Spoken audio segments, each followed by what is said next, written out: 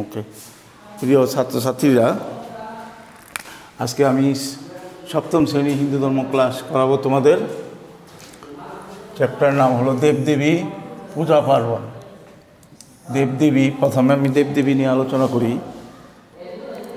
দেবদেবী হলো ঈশ্বরের গুণ, ঈশ্বরের বাস্তব রূপ। ঈশ্বর নিরাকার, কিন্তু জ্ঞানীর কাছে ঈশ্বর নিরাকার, কিন্তু যখন ঈশ্বরের কোনো গুণ প্রকাশ করতে হয় তখন আমরা বিভিন্ন দেবদেবীর মাধ্যমে পূজা পার্বণ করে থাকি। দেবদেবীর রূপ বাস্তবে আনার চেষ্টা করি। বিভিন্ন দেবদেবী, বিভিন্ন সময় বিভিন্ন দেবদেবীর পূজা পার্বণ আমরা করে থাকি। তা আমি দেবদেবী নিয়ে প্রথম আলোচনা করি। বিভিন্ন প্রকারের দেবদেবীকে তিনটা শ্রেণীতে ভাগ করছে। তিনটা শ্রেণীতে দেবদেবীদের ভাগ করা হয়েছে। আমরা 12 মাসই বিভিন্ন দেবদেবীর পূজা পার্বণ করে থাকি। এখন এই দেবদেবীর শ্রেণী বিন্যাসে দেখা গেল 1 নম্বরে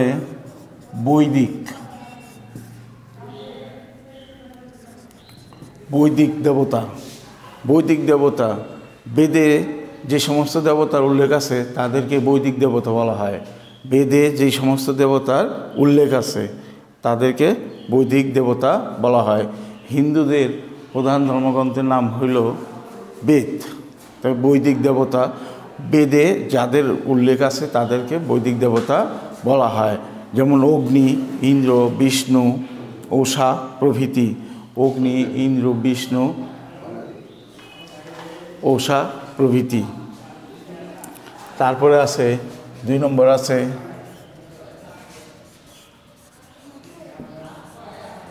পৌরাণিক। পুরাণে যে সমস্ত দেবতাদের কথা উল্লেখ আছে তাদেরকে পৌরাণিক দেবতা বলা হয়।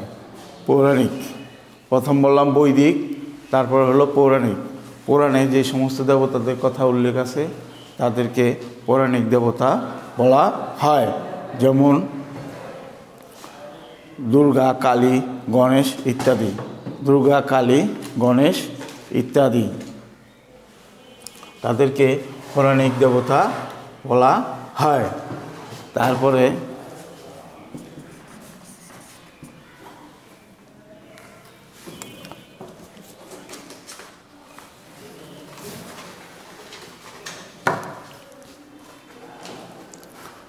আছে লৌকিক দেবতা। 3 নম্বর হলো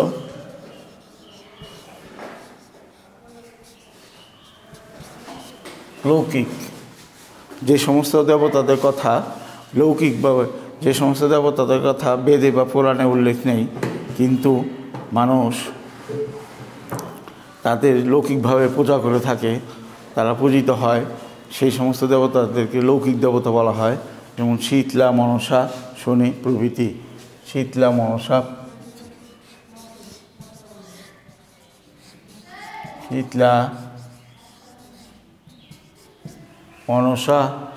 শীতলা, মনসা,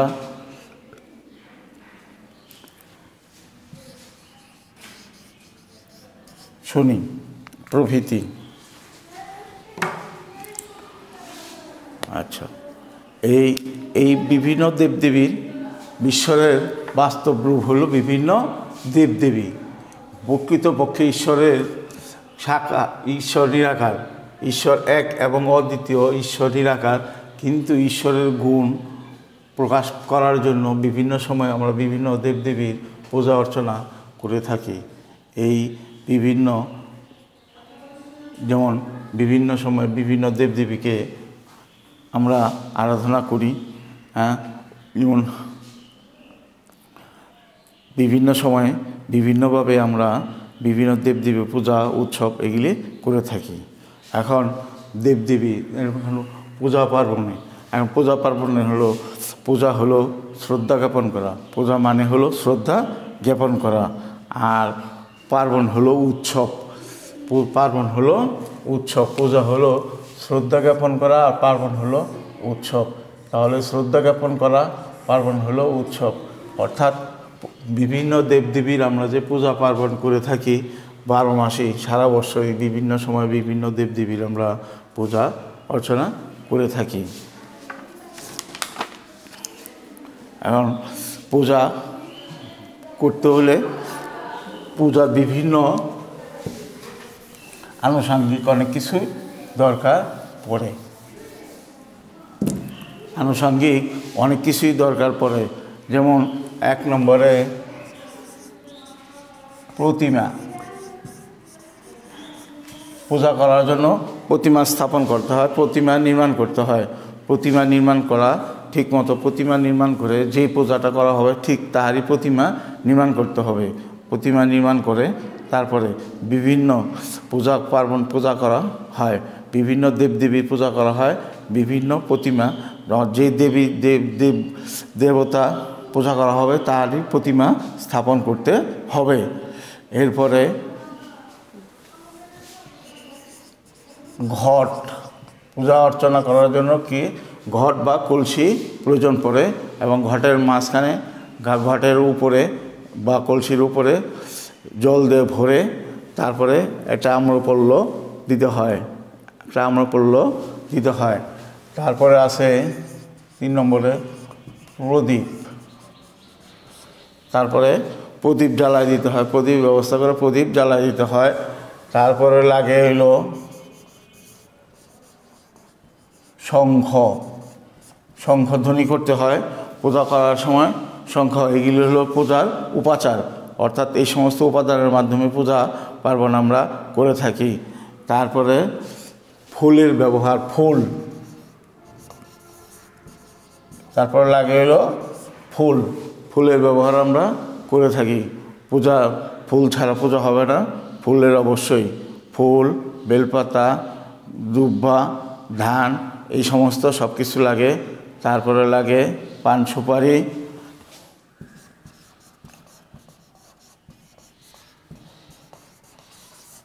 পান সুপারি।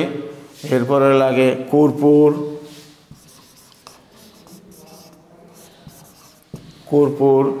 তারপরে লাগে এলো গঙ্গা জল,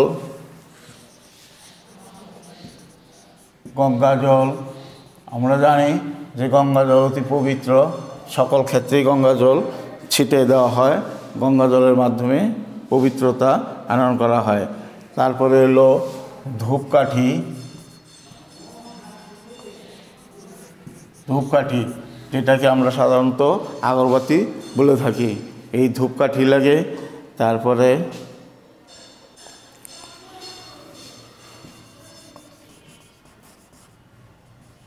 থালা বাসন, এগুলি প্রয়োজন, কারণ এগুলির মাধ্যমেই আমরা পূজার ফল কেটে নৈবেদ্য সাজায় দিই, এগুলির মাধ্যমে। তারপরে লাগে ধূপ, ধূপ পূজা করতে পূজা করার জন্য যে সমস্ত উপাচার, সেই উপাচারগুলোর মধ্যে ধূপও একটা।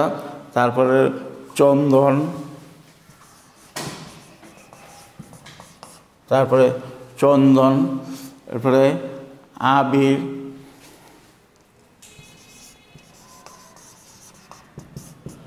চাল, তারপরে নৈবেদ্য সাজায় দিতে হয় দেবীর সামনে, দেবদেবীর সামনে নৈবেদ্য সাজায় দিতে হয়। পঞ্চপ্রদীপ, প্রদীপ জ্বালায় দেওয়া হয়, সেখানে পঞ্চপ্রদীপও থাকে। পঞ্চপ্রদীপ দেবদেবীর মূর্তির সামনে পঞ্চপ্রদীপ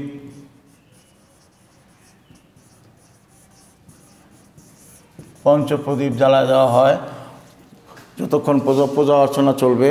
তারপরে ঘণ্টা লাগবে, ঘণ্টা পূজা যখন করব তখন অবশ্যই ঘণ্টা বাজাতে হবে। কাশি লাগে, ঘণ্টা কাশি, তারপরে পবিত্র সুতা, এই সমস্ত এগুলি হলো, এই যে লিখলাম এগুলি হলো সব হলো উপাচার। এই উপাচারগুলোর মাধ্যমে আমরা পূজা অর্চনা করে থাকি। তবে বিভিন্ন সময় সাধারণত সকল পূজা ক্ষেত্রেই আমি যে লিখলাম সকল ক্ষেত্রেই এই সমস্ত উপাচারগুলা প্রয়োজন পূজা করতে। পূজা করার জন্য এই সমস্ত উপাচারগুলা সকল ক্ষেত্রেই এগুলি প্রয়োজন হয়। হ্যাঁ, তারপরে এগুলি আনার পরে সব কিছু সামনে নিয়ে বসে ঠাকুরমশাই, বিশেষ করে কিছু কিছু পূজা নিজেরাও করা হয়, আবার কিছু কিছু পূজা ঠাকুর দিয়ে করানো হয়। ঠাকুর পূজার পর যেই পূজা করবেন সেই পূজার মন্ত্র পাঠের মাধ্যমে তিনি পূজা অর্চনা করে থাকবেন। ভক্ত বা পূজারীরা তার পিছনে বসে অবস্থান করবেন। পূজা শেষ হলে তারপরে অঞ্জলি দিবেন ঠাকুরমশাই, এবং ভক্তরা যারা উপবাস থাকবেন তারা অঞ্জলি গ্রহণ করবেন। এইভাবে আমরা পূজা পার্বণ করে থাকি। এখন বিভিন্ন সময়ে বিভিন্ন পূজা, বিভিন্ন তিথি লগ্ন দেখে, পঞ্জিকা দেখে আমরা বিভিন্ন সময় বিভিন্ন পূজা করে থাকি। তাহলে পূজার স্থান হলো একটা পবিত্র স্থান, একটা মন্দির। সেটা যে কোনো একটা ঘর নির্মাণ করে মন্দির হিসাবে সেখানে দেবদেবীর মূর্তি স্থাপন করতে হবে। স্থাপন করে ওটাকে একদম পবিত্রভাবে যে সমস্ত জিনিসগুলো উপাচারগুলো রাখলাম এগুলি সব সংগ্রহ করে তারপরে পূজায় বসতে হবে। এরপরে আছে দেবীর প্রতিমা, উপাচারসমূহ, পূজা পদ্ধতি, পুষ্পাঞ্জলি, তারপরে লক্ষ্মী পূজার শিক্ষা ও প্রভাব। আর একটা পূজার কথা উল্লেখ করা হয়েছে, লক্ষ্মী পূজা।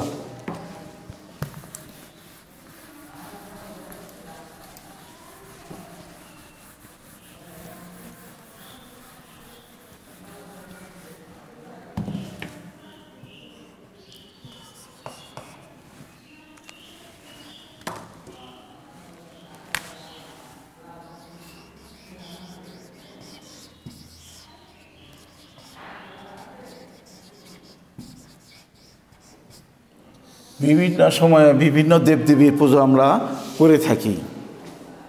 যেমন লক্ষ্মী পূজা, সরস্বতী পূজা, গণেশ পূজা, বিভিন্ন সময় বিভিন্ন, দুর্গা পূজা, বিভিন্ন সময়ে দুর্গা শক্তির দেবী। আচ্ছা, এখন যেহেতু লক্ষ্মী পূজা সম্বন্ধে বলা হয়েছে, লক্ষ্মী পূজা হলো ধনরত্নের দেবী। আমরা লক্ষ্মী পূজা করে থাকি সাধারণত, এবং যারা সাধারণত ধন সম্পদ সকল কিছু যাতে আমাদের মা লক্ষ্মী আমাদের প্রতি সন্তুষ্ট হয়ে বর দান করেন, অর্থাৎ ধন সম্পদ দান করেন। আমরা ধন সম্পদ, বিশেষ করে ধন সম্পদ যাতে আমরা সমৃদ্ধশালী হইতে পারি সেই আশায় আমরা, সেই জন্যই আমরা লক্ষ্মী পূজা করে থাকি। যেহেতু লক্ষ্মী ধন সম্পদের দেবী, লক্ষ্মী ধন সম্পদের দেবী। কারো সংসারে যদি সমস্যা দেখা দেয় তাহলে আমরা সাধারণত লক্ষ্মী পূজা করে থাকি। প্রতি বৃহস্পতিবারে লক্ষ্মী পূজা হয়, প্রতি বৃহস্পতিবারে। আবার এমনি তো বছরে একবার হয়, পূর্ণিমা তিথিতে, দুর্গাপূজার পরে পূর্ণিমা তিথিতে লক্ষ্মী পূজা হয়ে থাকে। আমরা লক্ষ্মী পূজা করে থাকি। বিশেষ করে সংসারে আয় উন্নতি করার স্বার্থে আমরা লক্ষ্মী পূজা করে থাকি। কারো সংসারে কোনো অমঙ্গল, অশনি সংকেত দেখা দিলে আমরা যদি লক্ষ্মী পূজা করি, মা লক্ষ্মী আমাদের প্রতি সন্তুষ্ট হন এবং ধন সম্পদ দান করেন, সংসারে শান্তি আনয়ন করেন। এই সংসারে শান্তি আসে, ফিরে আসে যদি আমরা লক্ষ্মী পূজা ঠিকমতো করি। আর এমনি তো প্রতি বৃহস্পতিবারেই আমরা লক্ষ্মী পূজা করে থাকি। প্রতি বৃহস্পতিবারেই আমরা ঘরে লক্ষ্মী পূজা করে থাকি। যেহেতু লক্ষ্মী ধন সম্পদের দেবী, কাজেই বাঁচার তাগিদে ধন সম্পদ অবশ্যই দরকার, বাঁচতে হলে এটা অবশ্যই দরকার। কাজেই আমরা লক্ষ্মী পূজা, ধন সম্পদ যেহেতু আমাদের দরকার, বিভিন্ন সময়ে যেমন সরস্বতী পূজা বিদ্যার জন্য আমরা সরস্বতী পূজা করে থাকি।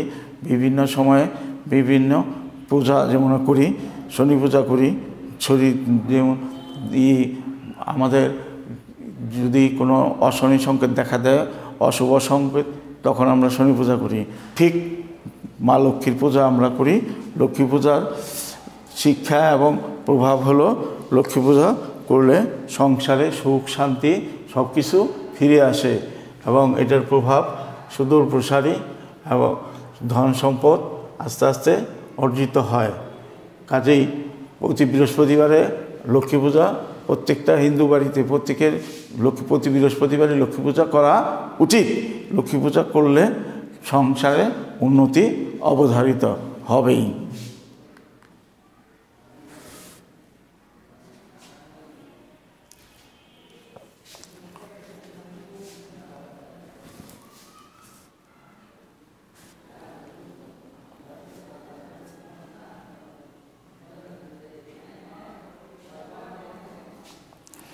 তারপরে যেমন সরস্বতী পূজা আমরা করি। সরস্বতী পূজা বিদ্যার দেবী, বিদ্যার অর্জনের জন্য বিশেষ করে যারা শিক্ষার্থী ছাত্রছাত্রী বা এমনি শিক্ষা গ্রহণ করেন তারা সরস্বতী পূজা করে থাকেন। ঠিক এইরকমই লক্ষ্মী পূজা প্রতি ঘরে ঘরে করা উচিত। ঘরে ঘরে করেও আমরা করে থাকি। মা লক্ষ্মীর আশীর্বাদ পুষ্ট হওয়ার জন্য আমরা লক্ষ্মী পূজা করে থাকি।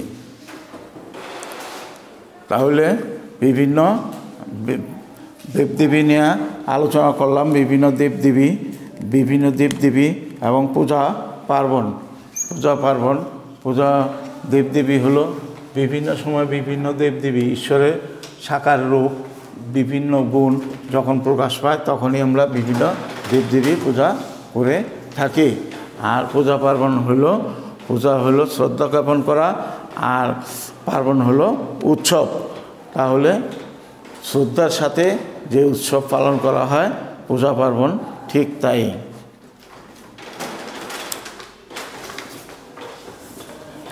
তাহলে তোমাদেরকে আজকে এই পর্যন্তই। আবার পরবর্তী ক্লাসে আবার দেখা হবে, বলা হবে।